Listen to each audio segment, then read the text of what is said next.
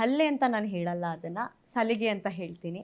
ಯಾಕಂದರೆ ಗಿಲ್ಲಿ ಅಂದರೆ ಅಷ್ಟು ಕ್ಲೋಸ್ನೆಸ್ ಇತ್ತು ನನಗೆ. ಸ್ಟಾರ್ಟಿಂಗ್ ಎಂಟ್ರಿ ಕೊಟ್ಟಾಗಿಂದ ನಾನು ಗಿಲ್ಲಿ ಜೊತೆ ಮಾತಾಡ್ಸಿದ್ದಾಗಲಿ ಅಥವಾ ಅವನ ಜೊತೆ ಇದ್ದಿದ್ದ ಕನೆಕ್ಷನು, ಅವನಕ್ಕಿಂತ ಉದ್ವೇಗ ಜಗಳ ಬೇರೆಯವ್ರ ಜೊತೆ ಆಗಿದೆ ನನಗೆ.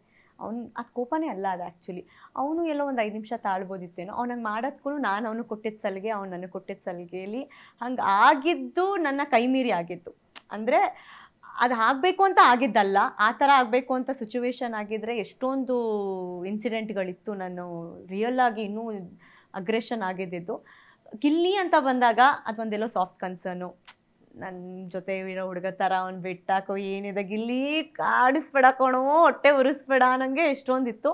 ಆ ಸಲಿಗೆ ಹೋಗಿ ಅತಿರೇಕ ಆಗಿ, it is a show, we should respect the show.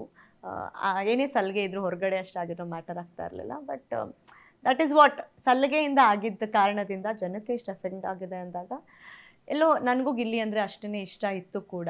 As a good contestant he was. ನನ್ನ ಜೊತೆ ಕನೆಕ್ಷನ್ ಚೆನ್ನಾಗಿತ್ತು ಗಿಲ್ಲಿಯವ್ರದ್ದು. ಅದು ಆ ರೀತಿ ಆಗಿದೆ ಅನ್ನೋದು ಬಿಟ್ಟರೆ ನಾನು ಅಕ್ಸೆಪ್ಟೇ ಮಾಡಲ್ಲ, ಇದು ಈ ಮಟ್ಟಕ್ಕಾಗಿದೆ. ಇದು ಗಿಲ್ಲಿ ಆಚೆ ಬಂದು ಶಾಕ್ ಆಗಿಬಿಡ್ತಾನೆ ನಿಜವಾಗ್ಲೂ.